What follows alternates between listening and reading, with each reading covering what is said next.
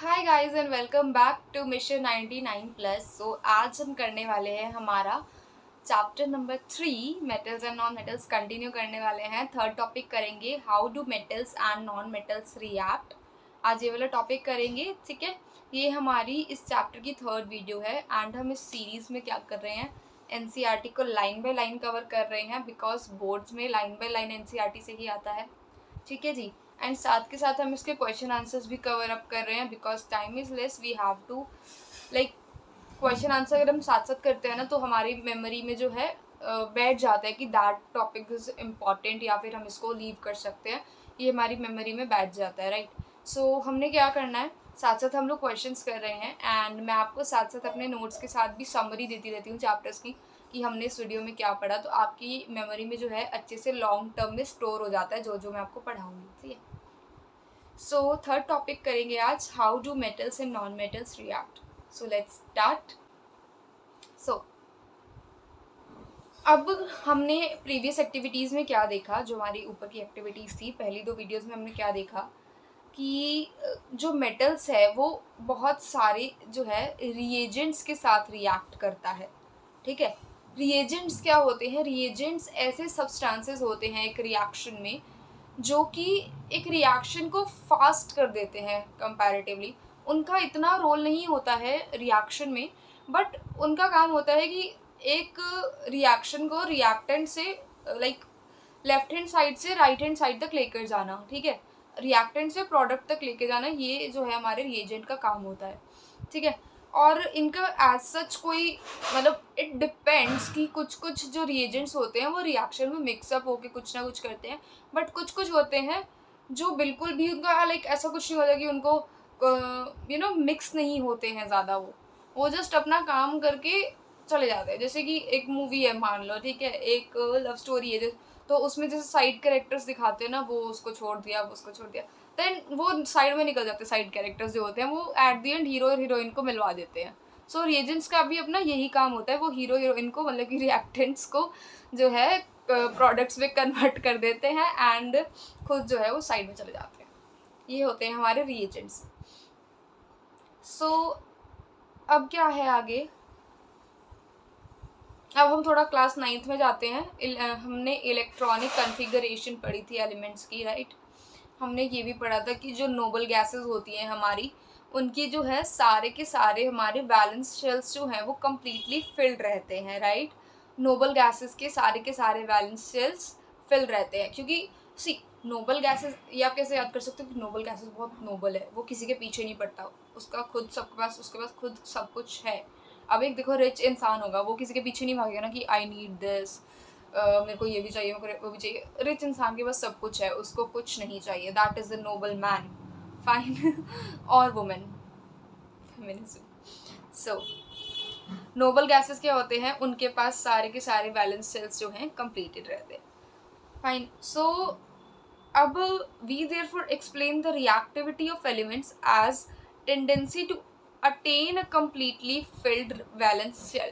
अब देखो, अब इस दुनिया में हर इंसान क्या करना चाहता है, वो स्टेबल होना चाहता है। कैसे कंप्लीट मतलब उसको सब चाहिए, लाइक ही और she needs to complete his necessity.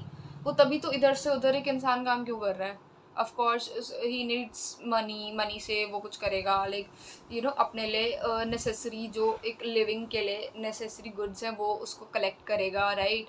उसको परचेज करेगा अपनी मनी से, तभी तो एक इंसान इतनी मेहनत कर रहा है। सो एलिमेंट्स में भी क्या रहता है कि एलिमेंट्स में क्या होता है, उनको अपनी रिएक्टिविटी या फिर उनको ना अपनी वैलेंस शेल को कंप्लीट करने के लिए जो है वो कहीं ना कहीं से किसी ना किसी के साथ रिएक्ट करता रहता है। दैट इज़ वाई जो है वो अपनी स्टेबिलिटी जो है वो ले स्टेबिलिटी अटेन कर ले, ठीक है। एंड वो जो है अपने एलिमेंट्स के साथ तभी रिएक्ट करता है सो दैट उसकी जो है वैलेंस शेल कंप्लीट हो जाए। मैंने आपको ऐसे एक वर्ल्ड का एग्जांपल दिया कि how the life goes, right. आगे अब टेबल 3.3 से हमें दिख रहा है कि सोडियम, अब आपको ये तो पता होना चाहिए ना कि K, L, M, N इन शेल्स में जो है हमारे इलेक्ट्रॉन्स जाते हैं, आगे भी होते हैं बट आगे की आपको नीड नहीं है पढ़ने की, ठीक है। So I really do hope that आपको ये जो है आते हो, बिकॉज 9th में करे थे, राइट। चलो, नोबल गैसेस कौन सी होती हैं? Helium, neon, argon. इनके एटॉमिक नंबर्स ये रहे। एटॉमिक नंबर्स की एक ट्रिक होती है। Hi hello listen to BBC news on Friday night, ना मांगो अल्लाह से, पेप्सी, सोडा, कोला और महंगी कार। या आई रिमेम्बर दैट। और महंगी कार ही था ना शायद, और काली कार था आई गेस। या हाँ, ऐसे एक ट्रिक थी, उससे आप सारे के सारे एटॉमिक नंबर्स याद कर सकते हो। एक बार आपको करवा देती हूँ, चलो। वो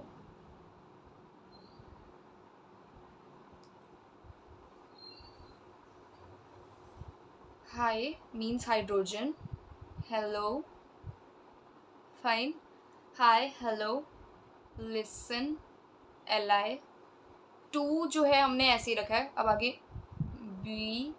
BBC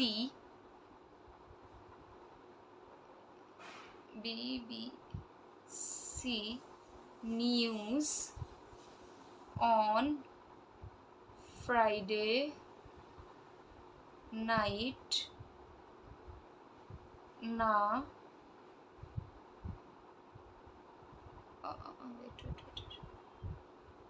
ना मांगो अल्लाह से,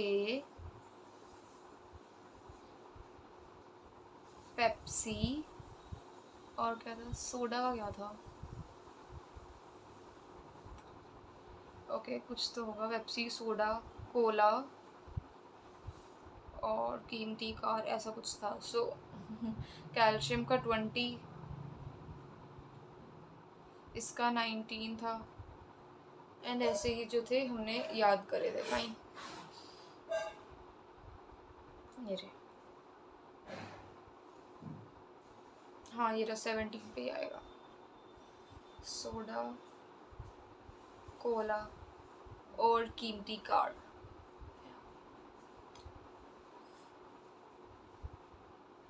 सो ये आपको ऐसे आप इस ट्रिक से याद कर सकते हो। फाइन,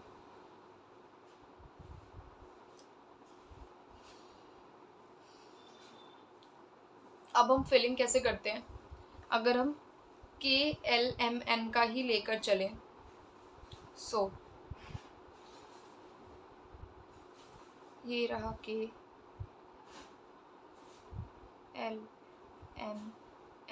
सो K शेल में क्या रहता है कि हम 2 इलेक्ट्रॉन्स डालते हैं उसके अंदर, 2, 8, 8 एंड 16।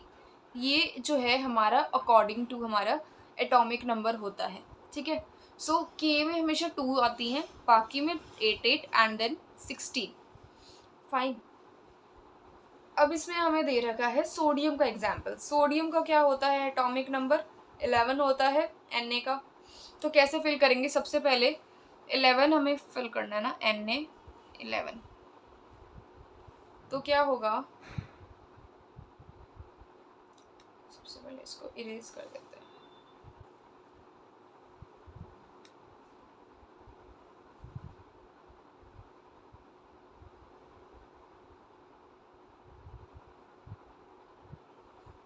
ओके, तो 11 है ना, 11 में से 2 K में डाल दिए, ठीक है। अब 11 माइनस 2 9, ठीक है। अब 8 इधर डाल दिए। इनको पहले को जितना फिल कर सकते हो उतना फिल करना है। अब 9 माइनस 8 1, तो ये ऐसे हो गया, ठीक है। अब हमारी K शेल इसकी फिल हो गई, L शेल फिल होगी, KLM। M में जो है वो 1 इलेक्ट्रॉन रह गया, ठीक है। कैसे किया? पहले 2 इलेक्ट्रॉन्स पुट करे, 11 थे हमारे पास टोटल सोडियम के लिए, तो 2 पुट करे, ठीक है। फिर 11 माइनस 2 दैट इज 9। फिर 9 में से इधर 8 डाल सकते, तो 8 के 8 डाल दिए। सो 9 माइनस 8 1, तो 1 इलेक्ट्रॉन बचा, वो हमने M शेल में डाल दिया। अब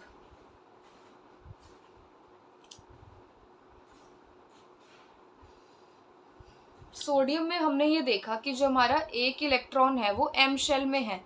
अब देखो सोडियम को क्या करना है, सोडियम को होना है स्टेबल, या तो वो एक काम करे, या तो वो 7 इलेक्ट्रॉन किसी से ले ले, या तो 1 इलेक्ट्रॉन अपना लूज कर दे, यही हो सकता है उसको स्टेबल करने के लिए। अब 7 इलेक्ट्रॉन लेना ज़्यादा आसान है या फिर 1 इलेक्ट्रॉन देना ज़्यादा आसान है? ऑब्वियसली 1 इलेक्ट्रॉन देना, बिकॉज 1 इलेक्ट्रॉन देने में भी आपकी जो है एनर्जी किलो जूल्स में एग्जर्ट होती है, एंड एक एलिमेंट भी तो देगा ही ना अपने इलेक्ट्रॉन, वो भी तो कितनी ज़्यादा एनर्जी एग्जर्ट करेगा। इससे बढ़िया है कि आप अपना 1 इलेक्ट्रॉन ही लूज कर दो, देन भी तो आप स्टेबल हो सकते हो ना। तो वो क्या करेगा, वो अपना जो है एल शेल का, आउटर मोस्ट शेल का जो है अपना 1 इलेक्ट्रॉन लूज कर देगा, सो दैट वो एक स्टेबल ऑक्टेट बना ले। ऑक्टेट मीन्स एक स्टेबल अपना कंपाउंड बना ले, ठीक है।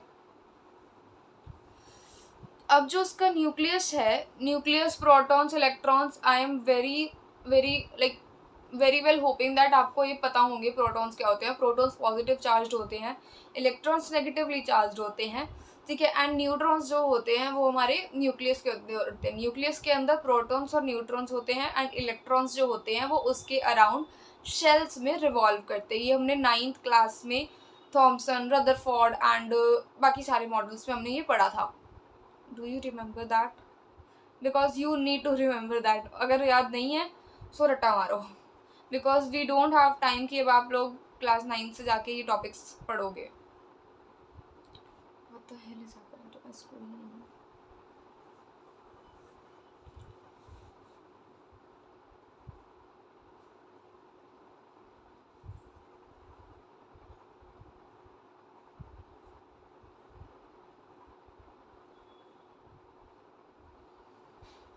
ओके अब जो हमारा न्यूक्लियस है उसके पास स्टिल 11 प्रोटॉन्स है, क्योंकि उसने इलेक्ट्रॉन लूज किया है ना।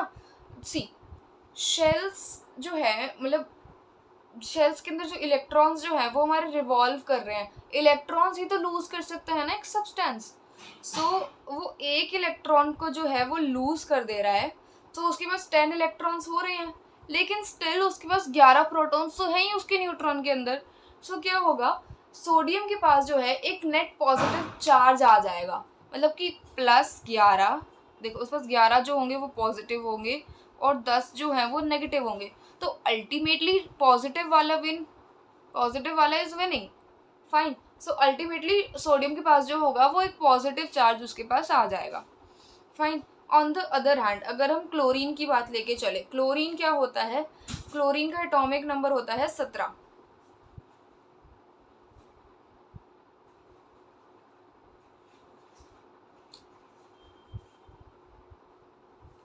क्लोरीन का एटॉमिक नंबर होता है 17, ठीक है।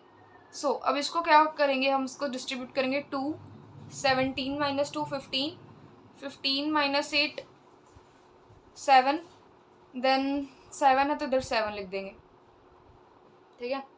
अब इसके पास क्या है, 7 इलेक्ट्रॉन इसकी एम शेल में है, या तो ये 1 इलेक्ट्रॉन जो है हमारा गेन कर ले, फाइन, या तो फिर ये 1 इलेक्ट्रॉन जो है या तो ये 7 इलेक्ट्रॉन लूज कर दे, या तो 1 + 1 इलेक्ट्रॉन कर ले, या तो -7 इलेक्ट्रॉन कर ले। अब 7 इलेक्ट्रॉन निकालना is not that easy, but 1 electron लेना इज इजी, राइट। सो अब वो 1 इलेक्ट्रॉन गेन कर लेगा। अब उसके पास प्रोटॉन्स कितने थे, इसके पास थे 7 प्रोटॉन्स। अब उसने क्योंकि 1 इलेक्ट्रॉन गेन कर लिया तो उसके पास हो गया अब 8 इलेक्ट्रॉन्स। 8 इलेक्ट्रॉन्स नेगेटिव चार्ज बढ़ गया, ultimately electrons are negative and protons are positive, negative charge ultimately बढ़ गया। तो अब क्लोरीन के ऊपर जो है, जस्ट अ सेकेंड, क्लोरीन के ऊपर जो है ऐसे नेगेटिव चार्ज हमेशा उसके ऊपर आ जाता है।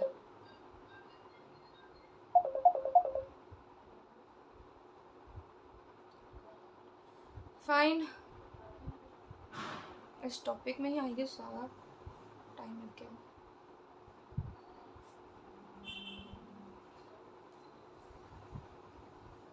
This is large.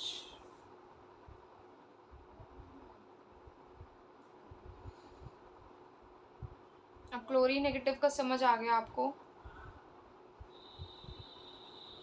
Na positive Cl negative मैंने आपको बता दिया कैसे बनना है। अब NaCl को अगर आपको रिएक्ट करवाना होगा तो वो कैसे करेंगे आप? अब देखिए, Na के पास एक है हमारा प्रोटॉन, एक है प्रोटॉन, वेट व्हाट, Na के पास एक इलेक्ट्रॉन इधर है। हमने क्या किया, Cl के इलेक्ट्रॉन्स को क्रॉस से दिखा दिया एंड Na के को राउंड से दिखा दिया, सो दैट हम डिफ्रेंशिएट कर पाए। एंड Cl के पास थे 7, तो ये 7 हमने ड्रॉ कर दिए। अब Cl को एक इलेक्ट्रॉन चाहिए ताकि उसका ऑक्टेट पूरा हो जाए, एंड Na को 7 चाहिए, तो वो क्या कर सकते हैं, वो शेयरिंग कर लेंगे। शेयरिंग कर लिया, अब Na के पास भी हो गया, Cl के पास भी हो गया। ये नहीं आने वाले, इसकी ज़्यादा टेंशन मत लेना तुम लोग। अब देखो, सोडियम और जो क्लोराइड है, दोनों अपोजिटली चार्ज है। Na पॉजिटिव है, Cl नेगेटिव है, तो वो दोनों एक दूसरे को ना अट्रैक्ट भी करेंगे। किससे करेंगे? इलेक्ट्रोस्टैटिक फोर्स ऑफ अट्रैक्शन से। किससे करेंगे? इलेक्ट्रोस्टैटिक फोर्स ऑफ अट्रैक्शन से। ये फिल इन द ब्लैंक्स में आपका आ सकता है, ठीक है। सो इलेक्ट्रोस्टैटिक फोर्स ऑफ अट्रैक्शन की वजह से ये जो है NaCl की जो है फॉर्मेशन कर लेंगे। अब हमें ये भी नोट करना पड़ेगा कि जो सोडियम क्लोराइड है, ये किसी मॉलिक्यूल की तरह एग्जिस्ट नहीं करता है, लेकिन ये अपोजिटली चार्ज्ड आयंस है, ठीक है। ये कोई मॉलिक्यूल नहीं है, लेकिन ये अपोजिटली चार्ज्ड आयंस है जो कि एक मिश्रण बना देते हैं। फाइन। अब एक और आयनिक कंपाउंड बनाएंगे। मैग्नीशियम की आपने करी इलेक्ट्रॉनिक कॉन्फ़िगरेशन। क्या होता है मैग्नीशियम का एटॉमिक नंबर 12। सो पहले 2, देन 12 माइनस 2 8 है, 12 माइनस 2 10 10 10 10, ठीक है। फिर 10 में से 8 इधर दे दिए तो 2 बचे, इधर 2 लिख देंगे, ठीक है। अब हमारे पास इधर 2 आ गए। अब Mg ने क्या किया, इसको क्या करना पड़ेगा, 2 इलेक्ट्रॉन्स को लूज करना पड़ेगा। सो Mg ने 2 इलेक्ट्रॉन्स को लूज कर दिया। ये हम ऐसे तरीका है ये दिखाने का। फाइन। कैसे दिखा सकते हो आप? Mg ने Mg2+ बना लिया, क्योंकि 2+ क्यों करा? देखो, आपको अल्टीमेटली क्या करना है, ये देखो, ये 2+2 माइनस अल्टीमेटली 0 हो गया, तो आपको इसको इक्वल बनाना है 0 के। This is a trick, you can learn that. इधर 0 है ना, इधर इसके ऊपर कोई चार्ज नहीं है, तो इधर प्लस, इधर -2, इधर 0 बन गया, तो ये इसके इक्वल हो गया। अब ये Cl इधर माइनस बन रहा है, Cl माइनस, इधर 0 है, तो इधर भी आपको माइनस बनाना पड़ेगा। फाइन। इसकी कॉन्फ़िगरेशन लिखेंगे। Cl की हम लोग समझ चुके हैं कि हमें Cl की कॉन्फ़िगरेशन कैसे लिखनी है, तो सेम हम इसको इससे कर देंगे। अब Cl2 होता है बिकॉज हमारे पास 2 जो हैं, Mg के पास 2 इलेक्ट्रॉन्स है, तो हम इधर 2 Cl करके कर देंगे।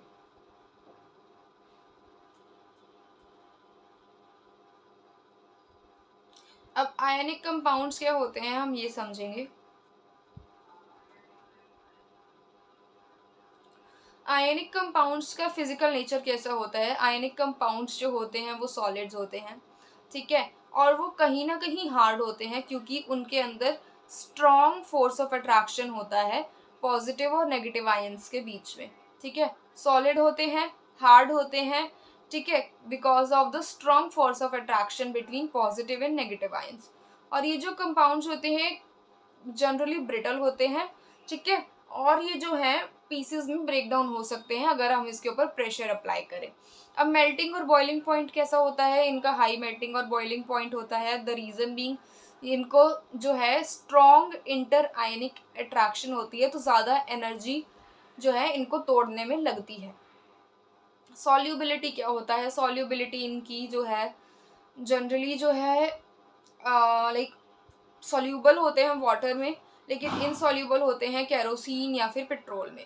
अब कंडक्शन ऑफ इलेक्ट्रिसिटी में क्या रहता है इनका?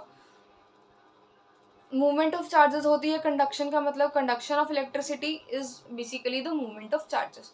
अब a solution of an ionic compound in water contains ions. अब एक आयनिक कंपाउंड में आयंस होंगे, जो कि अपोजिटली इलेक्ट्रोड्स के ऊपर जाएंगे, ठीक है। जैसे कि Na पॉजिटिव है तो वो नेगेटिव वाली इलेक्ट्रोड के पास जाएगा, और Cl नेगेटिव है तो वो पॉजिटिव वाली इलेक्ट्रोड के पास जाएगा। सो आयनिक कंपाउंड जो हैं वो सॉलिड स्टेट में कोई भी इलेक्ट्रिसिटी कंडक्ट नहीं करते हैं, क्योंकि जो आयंस की मूवमेंट होती है सॉलिड में पॉसिबल नहीं हो पाती है। सो हम उसको वाटर में रखते हैं सो दैट हाइड्रो मतलब कि H2O के आयंस के साथ वो लोग रिएक्ट करके जो है मोल्टन स्टेट में आए, एंड देन लाइक वो उस वक्त रिजिड नहीं होंगे, फाइन। सो वो मोल्टन स्टेट में आए एंड देन वो मूवमेंट करे एंड देन वो इलेक्ट्रिसिटी को जनरेट करे। अब आपको बनाना है electron dot structure of sodium, oxygen and magnesium. Sodium का क्या होगा, एक इलेक्ट्रॉन, फाइन। ऑक्सीजन का क्या होगा, ऑक्सीजन का सबसे पहले आपको एटॉमिक नंबर याद करना पड़ेगा, दैट इज 8। सो 2 6 इलेक्ट्रॉन्स आप बना दोगे, फाइन। एंड मैग्नीशियम, मैग्नीशियम का हम कर चुके हैं। मैग्नीशियम में क्या आएगा, इधर 2 आ जाएंगे। Formation of Na2O and MgO। अब Na2O का फॉर्मेशन कैसे करोगे आप लोग, Na1 2 एंड ऑक्सीजन के पास कितने हैं इलेक्ट्रॉन, 1 2 3 4 5 6। तो इसने इसके साथ भी बॉन्ड बनाया, एक सेकेंड, इसके साथ भी बॉन्ड बनाया, इसने इसके साथ भी बॉन्ड बनाया, ठीक है। तो ये बन गया Na2। जैसे कि दिखाती हूँ आपको, जैसे कि एक इलेक्ट्रॉन आपने ये दिखा दिया, जैसे कि Na जो था उसके पास एक इधर था एक इधर था, O के पास इधर नहीं थे, राइट। तो 3 4 5 6, एक इधर दिखा दिया, एक इधर जाते हुए दिखा दिया। तो आपने क्या दिखाया कि Na ने जो है अपने 2 इलेक्ट्रॉन लूज कर रहा है वो, तो Na2 पॉजिटिव एंड इधर O2 नेगेटिव, और इधर जो है आप अपने इलेक्ट्रॉन बना देना, Na को ट्वाइस कर देना, 2 Na बनाना और वो उसको देगा, ठीक है। MgO का कर लेंगे। MgO में क्या करेंगे, Mg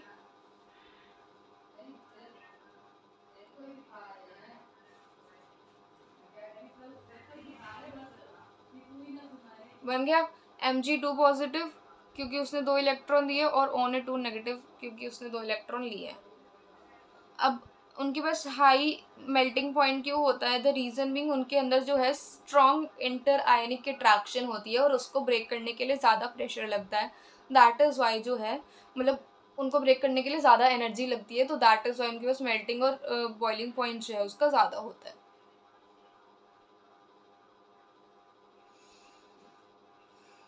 अब एक बार क्वेश्चंस देख लेते हैं फटाफट से।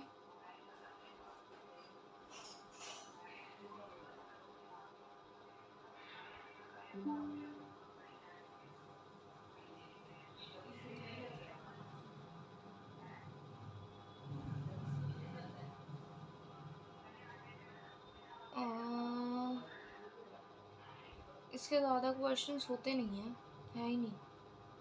चलो सम अप कर लेते हैं फिर। ये नोट्स हैं, आपको मैं ये नोट्स प्रोवाइड कर दूंगी, ठीक है। लेक्चर के साथ साथ नोट्स आते रहेंगे कि भाई ये आपको पढ़ना है, आपको पढ़ना है। अब रिएक्शन, सबसे पहले मेटल्स और नॉन मेटल्स के बीच में जो हमारे एलिमेंट्स की रिएक्टिविटी होती है वो हम कैसे समझते हैं कि एलिमेंट्स को जो है कंप्लीट करनी है अपनी शेल, दैट इज़ वाई जो है वो दूसरे एलिमेंट्स के साथ रिएक्ट करते हैं ताकि वो अपना एक स्टेबल ऑक्टेट बना ले, ठीक है।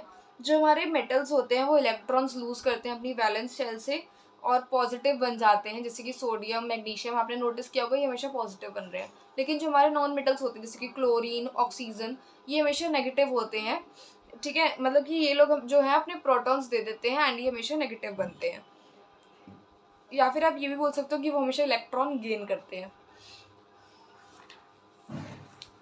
अब जो हमारे अपोजिटली चार्ज्ड आयंस होते हैं वो एक दूसरे को अट्रैक्ट करते हैं, और वो एक दूसरे को strong electrostatic force of attraction से जो है अट्रैक्ट करते हैं। कौन सी फोर्स से अट्रैक्ट करते हैं? स्ट्रॉन्ग इलेक्ट्रोस्टैटिक फोर्स से एक दूसरे को अट्रैक्ट करते हैं एंड जो है एक आयनिक कंपाउंड्स की फॉर्मेशन करते हैं।